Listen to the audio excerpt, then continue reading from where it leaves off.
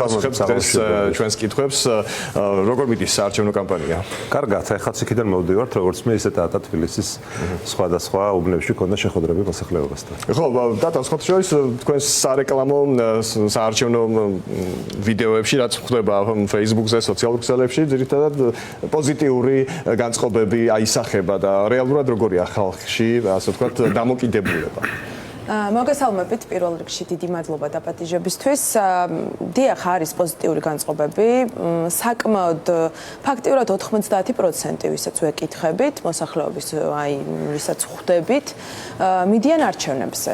და სურთ რომ დააფიქსირონ საკუთარი არჩევანი და ეს არის ძალიან მნიშვნელოვანი ჩვენთვის. თუმცა რა თქმა უნდა გარკვეულ რაიონებში იგრძნობა ის შიში და ის რეპრესიული ფონი, რაც აქვს შექმნილი ქართულ ოცნებას, შესაბამისად ეს გასათვალისწინებელია. ხშირ შემთხვევაში ჩვენ მეტად გვიწევს ჩაღრმავებული ინტერვიუს გამოყენება მათთან იმისთვის რომ დაუშვათ განწყობების დონეზე გავიგოთ მათი განწყობა. თუმცა საერთო ფონი ძალიან მნიშვნელოვანია. მე მინდა თუმცა 90% ცოტა გაზვიადებულად მომეჩვენა მე. ჩვენ ვისაც ხვდებით, ეს შეხვედრები დაგეგმილად ხდება, თქვენს პარტიულ აქტივს ხვდებით თუ აი შემთხვევით მიდიხართ? არა, ჩვენ ქუჩებში დავდივართ რანდომულად, დიახ, რანდომულად. ყველა რაიონში ვართ თითქმის და განსაკუთრებით ცენტრალური შტაბი ვფარავთ იმ რაიონებს, სადაც ჩვენ იცით, ჩვენსა და ლელოს შორის ურთიერთთანამშრომლობა არის გაფორმებული. ჩვენ ერთმანეთთან კონკურენციაში არ შევდივართ იმ სამაჟორიტარო ოლქებში, სადაც ჩვენ დავაყენეთ კანდიდატები, მათ არ დააყენეს. შესაბამისად, ჩვენ პარტიულ აგიტაციას ყველგან ვეწევით და იქ ვისაც ხვდებით, მათგან აი უმეტესობა აფიქსირებს, რომ აპირებს არჩევნებზე წასვლას და ეს ძალიან მნიშვნელოვანია.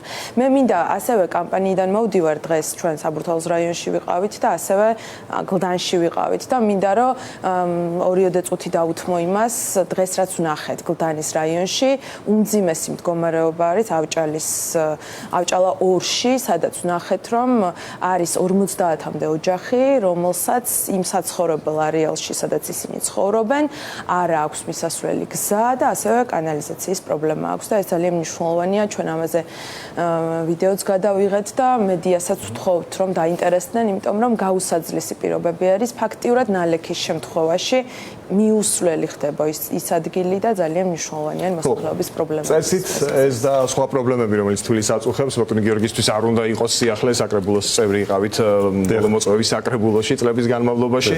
ახლა როგორია არსებულ ვითარებაში თქვენი მოლოდინი? აი დაახლოებით რომ წარმოდგენა შევიქმნათ რამდენ პროცენტს ელით ხარდაჭერას არჩევნებში? გურამ, მოდი ჯერ მაინც საერთო კონტექსტი მოვიხილოთ, ახლა პირდაპირ პროცენტებზე რომ არ გადავიდეთ. ხო, რადგან ისევ კი ბატონო, რა თქმა უნდა 90% თანაბად ახსენა იქნება ხარდაჭერის პროცენტიც. მინდა დავეთანხმო დატას, ახლა დღეს მაგალითად დღევანდელი დღის შედეგი რო გითხრათ, საერთოდ არ შემოხვედრია ადამიანი, რომელსაც ეთქვას რომ არაპირებს არჩევნებს. მე კონკრეტულად ვარ დიღმის მასივის მაჟორიტარი დეპუტატობის კანდიდატი და ახლა დღეს ჩვენს მეგობრებთან ერთად, არ ვიცი ახლა რა თქმა უნდა ამას ვერ ეკნება მაღალი სტატისტიკური ასე ვთქვათ. რა თქმა უნდა არც ჩემი არც კი ბატონო და ამას არ ვამბობთ რომ დღეს მაგალითად 1000-ობით ადამიანს არ შეხვედრებათ, მაგრამ შევხვდით დაახლოებით რამდენიმე 10,000 ადამიანს ახლა პირდაპირ ვთქვათ, არც მეტი არც ნაკლები და ნამდვილად არავის არ უთქვამს რომ არაპირებს ასე ვთქვათ სახლში დარჩენას და მე დაგითხრათ რომ დასაბუთებულად ამბობენ რომ ეს არის ჩემთვის განკუთვნილი საქართველოს კანონმდებლობით კონსტიტუციით მონიჭებული უფლება და მე ამ უფლების გამოყენებისგან უარის თქმას არ ვაპირებ. ყველა ამას ამბობს ეს შემთხვევით არ არის გააზრებულად ეს მოლოდინი თქვენი პოზიტიური მოლოდინი თუ გამართლდა რამდენი იქნება თქვენი მხარდაჭერის ასე ვთქვათ გამომხატველი როგორც მინიმუმ 25%. თუ მაინც ესე კონკრეტულად მეკითხები. ეს მხოლოდ ჩემი აზრით, მხოლოდ ჩვენი პარტიული, ასე ვთქვათ, მონაცემია, რაც არის ყველა წინასწარი კვლევით ფაქტობრივად ჩვენ დაახლოებით აი ამ პროცენტის გარშემო ვტრიალებთ, თუმცა შეიძლება ეს გაიზარდოს კიდეც, მაგრამ ჩვენი რეიტინგი ზოგადად მუდმივად მზარდია. ჩვენ თუ შევადარებთ, რა თქმა უნდა, ხაღავს საუბრობ გაყალბებაზე, თავად საპარლამენტო ასე ვთქვათ, არჩევნების შედეგებიც კი რომ ვთქვათ, ახლა ჩვენ წინა საპარლამენტო არჩევნებზეც კი მიუხედავად იმ გაყალბებისა, რამდენიმე 10,000-ით მეტი ხმა ავიღეთ, ვიდრე 2021 წელს პირველი არჩევნები. ხდება თქვენი მოლოდინი 25%-იანი მხარდაჭერის და 25%-ს დაბლა იღებთ. ეს რისი ინდიკატორი აღმოჩნდება თქვენთვის? ნუ ნახოთ ახლა ყოველთვის მუდმივი პროცესია გურამ. ანუ ჩვენ რეალურად ახალი პოლიტიკური ძალა ვართ თუ რაღაც 4 წლის შექმნილი, ნუ მე-5 წელია უკვე რაც არსებობს პარტია გახარია საქართველოსთვის და ბუნებრივია ჩვენთვის ეს მუდმივი პროცესია გავაუმჯობესოთ, ასე ვთქვათ, ჩვენი მაჩვენებელი. ხა ამას რომ საუბრობ, რა თქმა უნდა, გულისხმობ ჩვენ ყოველდღიურად საუბრობთ იმაზე, რომ საარჩევნო გარემო არც თავისუფალია, არც სამართლიანია, უთანასწორო პირობებია, მაგრამ იცით თქვენ კარგად ჩვენი პოზიცია, რომ ჩვენ მიუხედავად უთანასწორო პირობებისა, მაინც შევედით ამ ბრძოლაში. ჩვენთვის ეს ბრძოლაა, რა თქმა უნდა, პირველ რიგში, აქ ჩვენი ოპონენტები ხშირად საუბრობენ რაღაცა რა ნორმალიზაციაზე, თანამშრომლობაზე და ასე შემდეგ დიდი ბოდიში, მაგრამ ვერანაირად ვერ დავარქმევთ ჩვენ ამას ვერც თანამშრომლობას და ვერც ნორმალიზებას ოცნების რეჟიმის პირიქით. ეს არის ყველაზე მწვავე ბრძოლის ასპარეზი, სადაც ჩვენ შევდივართ. აი სწორედ ეს თუმცა შედიხართ ქართული ოცნების პირობებით, ისე რომ თქვენი პირობები არც წამოგიყენებიათ და მსაჯი არ ეყოლება ამ ბრძოლას და ვინ ეყოლება მსაჯად, აი ჩამოვთვლით თუნდაც CESCOM ვინ დაარეგისტრირა დამკვირვებლებად 4 ოქტომბრის არჩევნებისთვის.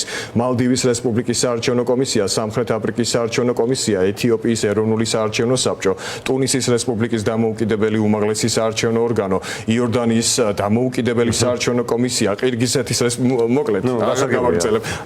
სწორედ ამიტომაც მოიწვიეს ეუთოდური ერთი თვით ადრე რაც წინასწარ იცოდნენ რომ გვარს მიიღებდა. კი იყო ასურთმათ ეუთოდირის აღხილვა და ასეთ პირობებში ქალბატონო ტატა როგორი საარჩევნო დღე იქნება 4-ში, როგორ ფიქრობთ? მძიმე რა თქმა უნდა, იქიდან გამომდინარე რომ უმძიმესი სისტემური დარღვევების ფონზე ჩატარდა წინა არჩევნებიც და ვიცით ეს ყველაფერი, ამაზე აღარ გამეორდები და ასევე ახლაც უკვე იკვეთება ის რამოდენიმე მათი მხრიდან გადადგმული ნაბიჯები, რომელიც უკვე გვიბიძგებს იმისკენ, რომ ვიფიქროთ, რომ ეს ძალიან მძიმე სისტემური დარღვევების მქონე არჩევნები იქნება. რა თქმა უნდა, დამძიმებულია საკანონმდებლო ჩარჩოებშიც სიტუაცია, იმიტომ რომ იმის შემდეგ კიდევ შემოიღეს ძალიან ბევრი ისეთი კანონი, რომელიც ამძიმებს სიტუაციას. არის უკვე იკვეთება რეპრესიული ქმედებები რეჟიმის მხრიდან კანდიდატების მიმართულებით ჩვენი წევრები, მაგალითად ჩოხატაურში და ასევე სხვადასხვა ადგილებში უკვე რამოდენიმე მაჟორიტარი, რომელსაც მოუწია რეგისტრაციიდან მოხსნა და უარის თქმა კანდიდატობაზე. ეს ხდება იმიტომ, რომ რეჟიმი რეპრესიებს აკეთებს მუდმივად. რასახის ზეწოლა იყო მათზე? სხვადასხვა მიმართულებით არის ზეწოლები, არ დავკონკრეტდები, იქიდან გამომდინარე, რომ ამას შეგიძლიათ გაგვიზიაროთ კონკრეტული შემთხვევა რამდენიმე?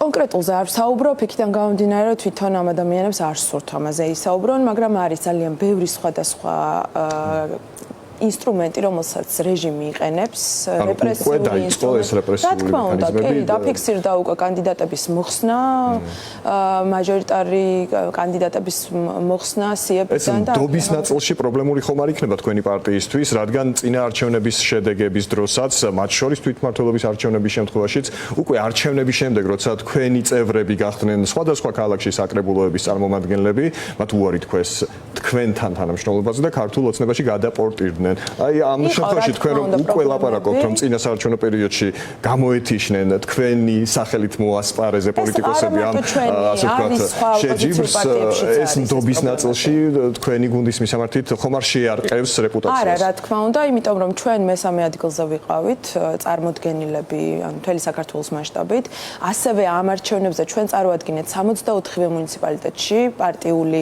პროპორციული სიები, შესაბამისად ჩვენ საკმაოდ ძლავრად ვართ ისევ როგორც წინა არჩევნებზე წარმოდგენილები.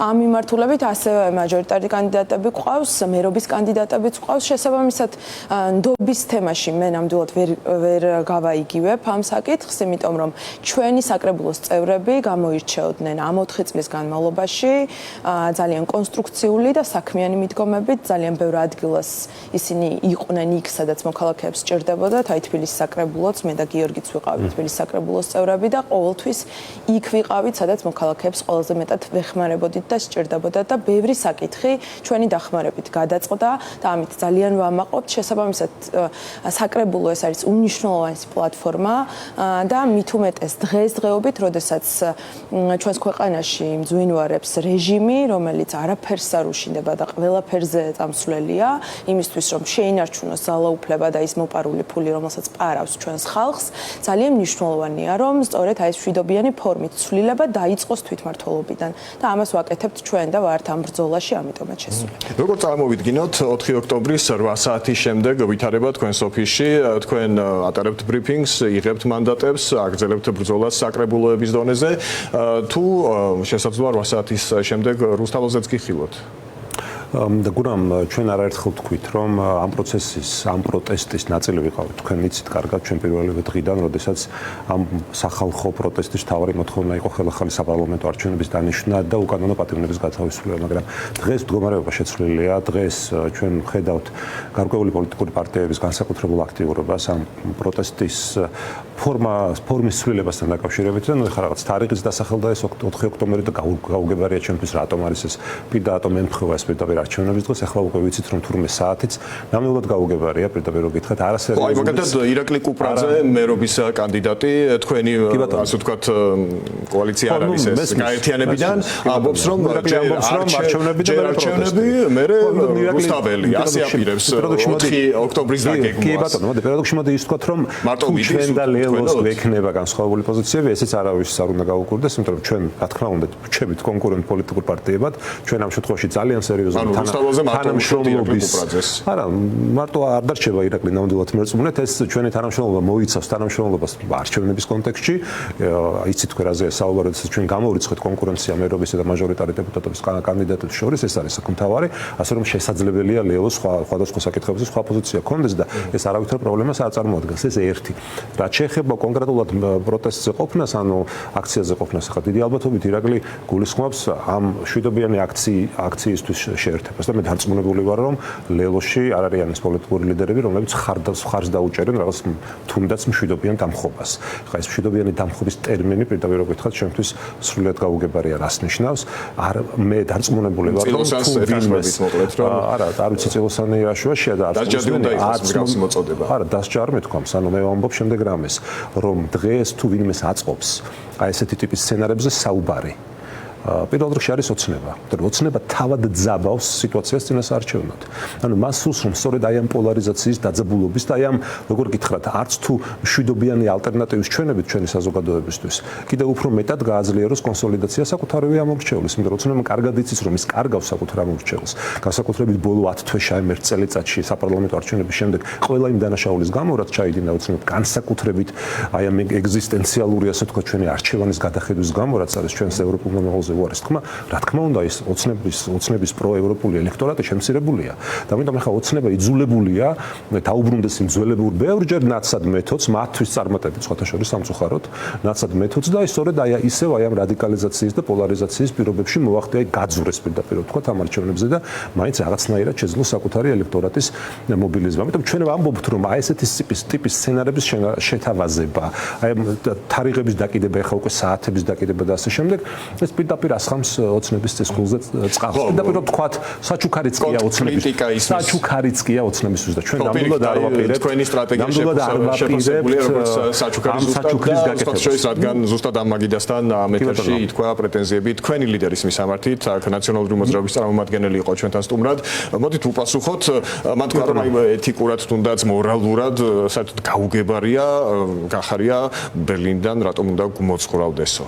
ну ახლა მესმის რომ მათ ნამდვილად არ უნდათ ასე ვთქვათ და ძალიან არ მოსწონთ, როდესაც გახარია მიუხედავად იმისა რომ არ არის საქართველოში გასაგები მიზეზების გამო, ახლა თქვენ კარგად იცით რომ ოცნება ყველაფერს აკეთებს იმისთვის რომ უკვე რამდენიმე საქმეს კი არის პარალელურ რეჟიმში აღზრული და ხა ეს მუხლები გაცილებით მრავალწლიან ასე ვთქვათ პოტენციურად პატიმრობას ითვალისწინებს ვიდრე 6 და 7 თვეა ხო აქ რამდენი 10 წელზე და 15 წელზეც კი არის საუბარი და ბუნებრივია გიორგი გახარია ყველაფერს გააკეთებს იმისთვის რომ არ მისცეს ოცნებას იმის საშუალება რომ ასე ვთქვათ შეუზღუდონ მას ეფექტური საქმიანობის უფლება და ახლა დღეს მიუხედავად იმისა რომ არის ბერლინში ძალიან ეფექტურად არის ჩართული წინასაარჩევნო პროცესში და მე დაგიხართ რომ საათობით ჩვენ ვართ მუდმივ კავშირზე, მუდმივ კონტაქტზე და ეს შემაფერხებელი ფაქტორი არ არის გიორგი გახარიასთვის. ახლა რა თქმა უნდა გასაგებია რომ ნაციონალური მოძრაობისთვის გაცილებით უკეთესი იქნებოდა რომ გიორგი გახარიას უფრო შეზღუდული ქონოდა ასე ვთქვათ პარტიული საქმიანობის უფლება ისევე როგორც ოცნებისთვის.